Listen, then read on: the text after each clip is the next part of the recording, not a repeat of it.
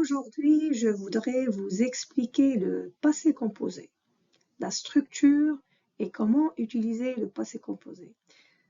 Today, I would like to explain to you how to make and use le passé composé. So, before we start about le passé composé, I would like to just give you a brief view about how to use the past tenses in French. So in French, they are more than just these two tenses if we wanted to talk or express things in the past. But those are the most used. Le passé composé, it's mostly used and especially for l'oral, speaking. And we have l'imparfait, but they are more than these two. But for today, we will focus on le passé composé. D'accord? Based on passé composé, I know you understood what does it mean passé. Passé means past. Composé means composed or made of. So, le passé composé is made of two elements, two parts. So, for us to use le passé composé correctly, we need two elements. The first element is an auxiliary. In English, some people, they call it auxiliary, some people, they call it a verb, some people, they call it helping verb. Regardless of the name, it's not important as long as you know how to use it.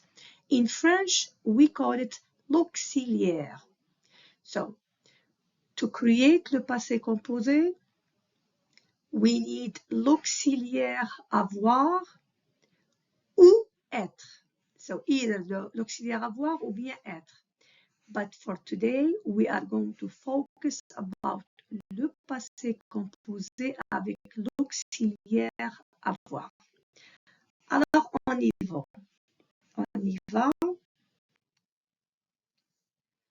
Le passé composé, it has 3 or more translations in English, but in my opinion, the closest for you to understand is this one. We have celebrated. Have celebrated together are giving us the present perfect, right? For us to create the present perfect, we have, which is the auxiliary to have in the present tense, plus past participle of the verb to celebrate. Together, have, celebrate are giving us now, it's the tense, is the present perfect tense. In French, it's almost the same thing. If I would like to use le passé composé, like in this example, I have nous avons fêté. So I have avant, which is the auxiliary or le verbe to have in the present tense, and le participe passé ou bien past participle fêté. Together, I can talk about the past tense, and I can say nous avons fêté. Nous avons fêté l'anniversaire hier, par exemple. We celebrated the birthday yesterday. So it's very easy. Let's continue.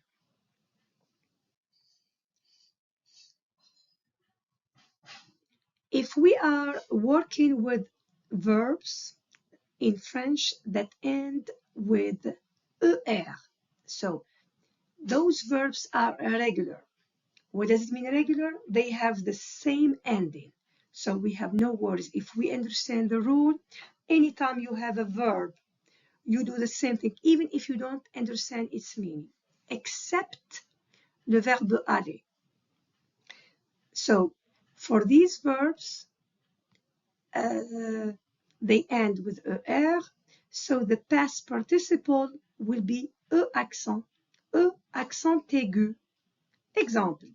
Here I have the verbe fêter, l'infinitive, past participle fêter, oublier, to forget, the past participle oublier, accent, chercher, to search, er, in the past participle ou bien le participe passé, chercher, accent. So you see that the past participle is very easy. The first element is le verbe avoir au présent. Now we have all the elements. So most regular ER verbs are conjugated in the passé composé as shown below. So most of them, I said all of them actually, except le verbe aller.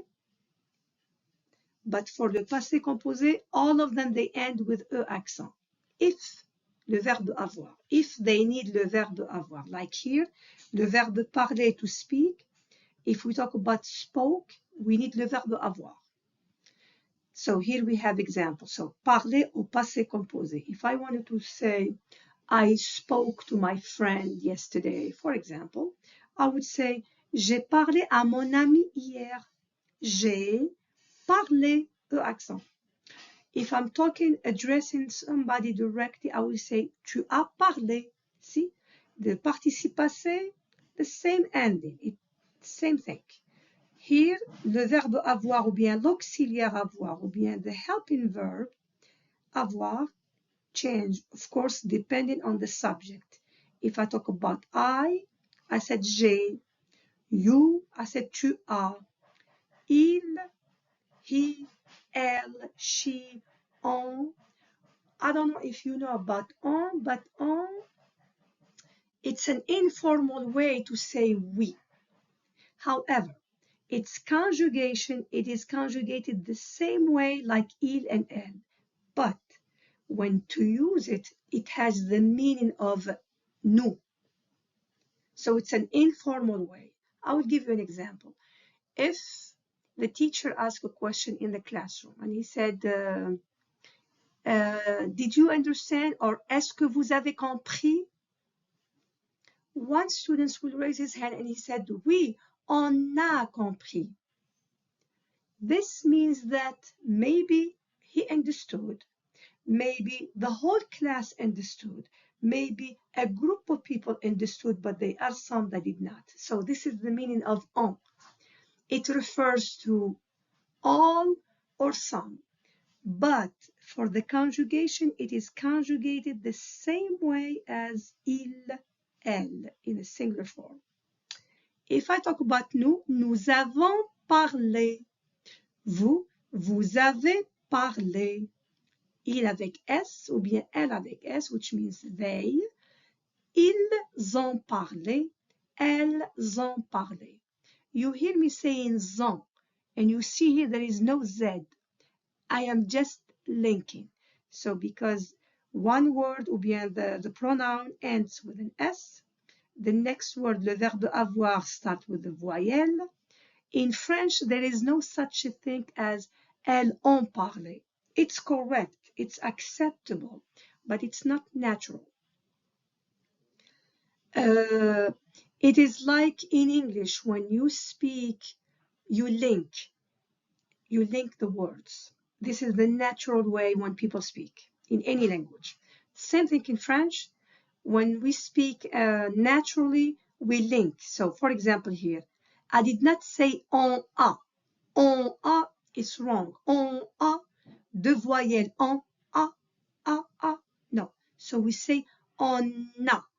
What did I do? I just linked the ending of on with the a, and it gives me on a. Here, elles ont. Elles ont. D'accord? On continue. So we are finished with the ER. So again, if you have any verb in French that ends with ER, and it needs le verbe avoir, meaning for us to create le passé composé, on a besoin du verbe avoir. You do the same thing. For example, see here, Laurent a acheté le cadeau. Vous avez envoyé des bonbons. J'ai mangé le chocolat. I don't have here, I just said it. Now we have another group of verbs in French that ends with ER. those verbs, because they end in the infinitive form with er, most of them, not all, most of them will have the same past participle ending, which is I. For example, here, nous avons fini le gâteau, which means we finished the cake or we have finished the cake.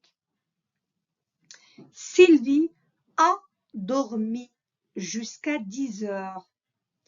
Sylvie slept until 10 o'clock. So, Sylvie a dormi. See here, dormi I, fini I. Let's have another one. For example, choisir, le verbe to choose. Nous avons choisi nos classes. Mon frère a grandi. J'ai obéi à mon professeur. Ma sœur a senti une mauvaise odeur, par exemple. So here, again, there is no rule exactly about le verbe être ou bien avoir. But again, most verbs in French, we need to use le verbe avoir to create le passé composé, most of them. But through practice, you will know that those verbs, they need le verbe avoir, other, they need le verbe être. But these examples, avoir, avoir. So we are working with le verbe avoir. Now, les verbes qui se terminent avec IR, most of them, so here, the past participle of most regular and irregular ER verbs is formed by replacing the ER ending with E. So again, always there are exceptions, but the majority, you just do the same thing. Sylvie a dormi, fini, servi, senti, obéi, grandi, etc. Réussi. D'accord? Now, here we would like to create, or we just gave you an example where we talk about the adverbs. So the adverbs hier, which means yesterday, avant-hier, which means the day before yesterday, are used often with the passé composé, meaning you can use them with the l'imparfait, but often they are used for the passé composé. For example, here we are. Hier, Marie a retrouvé ses amis au stade. Marie met her friends at the stadium yesterday. Ses parents ont téléphoné avant-hier. See here how I'm thinking? I did not say avant-hier. I said avant-hier. Her parents called the day before yesterday. So it's just, we gave you here examples where we can also use adverbs with le passé composé. Le passé composé avec avoir. Those are common irregular verbs in the past ou bien au passé composé. So these are the examples of the past participles. For example, here I have apprendre. You see here that the ending of the infinitive is DRE. It changed to appris. It's completely different. For example, if I wanted to say that I learned something, I would say j'ai appris le français. Le verbe avoir au passé composé, le participe passé, c'est eu. J'ai eu. Actually, it should be say j'ai eu. Boire. J'ai bu. To drink. J'ai bu. J'ai compris. J'ai couru. J'ai été. J'ai fait. Il a plu. So here the verb pleuvoir, which means to rain. I cannot say j'ai plu because I am not the rain. And I cannot say tu as plu because nobody is the rain. So here we always use il. So any sentence about natural events, for example, the rain, snow, etc., we use the il. Il a plus. Le participe passé, c'est plus. Prendre, to take. J'ai pris. Tu as pris. You see here we have the S, but I did not pronounce it. I did not say prise. I did not say prise. Pris. Pris. Surprendre is to surprise. Le participe passé, c'est surpris. Exemple, j'ai surpris mon mari. Excuse me. So, surpris. Here they gave you two examples. Nous avons bu de la limonade. Ils ont été très en retard. So, ont été, c'est le verbe être au passé composé. See what we did? Le verbe avoir au passé et le participe passé était. Here we have le passé composé of il faut. Il faut, it's like when you say must. In English, you can say I must, you must, we must. In French, no. We use this impersonnel. So we say the impersonal form, impersonal form. We say il a fallu, il faut. C'est tout. So we only use it with il. So here, for example, il faut, au passé composé, devient il a fallu. Here we have il y a, there is, or there are. In French, au passé composé, il devient il y a eu. Il y a eu. Exemple, il a fallu passer par le supermarché. It was necessary to start by the supermarket. Another example, il y a eu 2 fêtes hier soir. There were 2 parties last night. Here it's a note. Some verbs like aller, we talked about it. We said that it's irregular. Sortir, tomber, we use être. So here with the verb aller, we don't say j'ai allé. J'ai allé, it's wrong. We say je suis allé. Tu es allé. Il est allé. Nous sommes allés. Vous êtes allés. And we are going to talk more about it in the next lesson. Okay? So we are going to move on here just to show how can I create a negation or la forme négative d'une phrase. Ça, c'est très facile. So first, my suggestion, the easy way for you to understand is first create une phrase affirmative. So just use an affirmative tense, affirmative form, then make it negative. So for example here, I should say, on a fêté mon anniversaire. We celebrated my birthday. And then I will make it negative. What did I do? You see here, le verbe avoir, so l'auxiliaire. Être ou bien avoir, but for this case, it's the verbe avoir. I will put ne before the verb avoir, pas after the verb avoir. So it's not after the whole verb, but no, after the auxiliary. Before the auxiliary, after the auxiliary. So it will become, on n'a pas fêté mon anniversaire. On n'a pas fêté mon anniversaire. Let's repeat it here. Here, if it's me, I will do it this way to remember. So I will understand when I am confident and I'm comfortable, then you don't have to do this. But for now, so you won't make mistakes, you make an affirmative, une phrase affirmative, make an affirmative statement, and then make it negative. How? By putting ne before l'auxiliaire et pas after l'auxiliaire. There is an observation. Here we said that we should put ne or an apostrophe. It depends on what comes after. In these two cases, l'auxiliaire avoir starts with the voyelle. So definitely we must use the an apostrophe. Why? In French, we cannot have two vowels next to each other.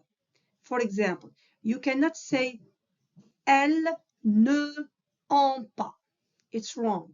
So we drop the E and we put l'apostrophe. So, elles n'ont pas servi de biscuits hier. Please pause, try to make your own sentences. Make them in affirmative and change them to negative. Now we are going to try questions. How to make questions with le passé composé avec avoir. There are 3 ways to ask yes or no questions in the passé composé. Simply add a question mark. So this is the informal way, meaning you have a statement, you raise your voice at the end, which means question mark at the end, and it becomes a question. Here, let me give it to you as a statement. Elles ont acheté du fromage hier. Like this, it's a statement. Now I wanted to make it as a question. Elles ont acheté du fromage hier? Now I am asking, yes, no question. But it's an informal way of asking. And it's a very easy way. Why? You just have your statement, you raise your voice at the end, and it becomes a yes, no question. There is a second way. The second way here, you make the inversion. What does it mean? Instead of saying vous avez fêté, I would say avez-vous fêté votre anniversaire? Avez-vous fêté votre anniversaire? Oui. No. So this is another way. It's also easy. You just make an inversion, meaning instead of having the subject first and then l'auxiliaire avoir, you do the opposite. So you say avez-vous. Like here, let's try this one. The first example is elles ont acheté du fromage hier. Elles ont acheté du fromage hier. Or I would say ont-elles acheté du fromage hier? What did I do? I replaced elle with l'auxiliaire avoir here. I put it here. On, so I changed the place of l'auxiliaire avoir and I put it at the beginning of the sentence. And I moved the subject, which is the pronoun elle, which is in English they, and it became ont-elles acheté du fromage hier? Ont-elles acheté du fromage hier? The third way is very easy. Est-ce que? Any statement you have, you put at the beginning est-ce que? Est-ce que? Est-ce que tu as mangé les biscuits? Est-ce que tu as mangé les biscuits? The last one is Luc a-t-il aimé son cadeau? Luc a-t-il aimé son cadeau? We just gave the name and then l'auxiliaire avoir and then again the pronoun for emphasis. So those are typically like 4 ways, but like this one, it's an informal way, though, but all of them are used. D'accord? So again, to ask a question in French with the passé composé, I can have a statement changed into a question by just raising my voice at the end. Elles ont acheté du fromage hier? Oui. Non. Oui, elles ont acheté. Oui, elles ont acheté hier, par exemple. Second way, we make the inversion, meaning we switch the places of l'auxiliaire avoir et le sujet, the subject. Avez-vous fêté votre anniversaire? Third way, we just add to the statement est-ce que, and this is very easy too. And the last one maybe, this one maybe you find it's a little difficult, but it's not, but it needs some practice, where you put the name. So, Luc a-t-il aimé son cadeau? Luc a-t-il aimé son cadeau? So here we cannot, so we have to use the name, the sujet, and its pronoun. Why we have the te here? if you have this question, it's a good question. Because originally, I shouldn't have the T. But if I don't have the T, I would say Luc a-il aimé? And again, in French, we cannot have two vowels next to each other. It's wrong. For this reason, we added this T.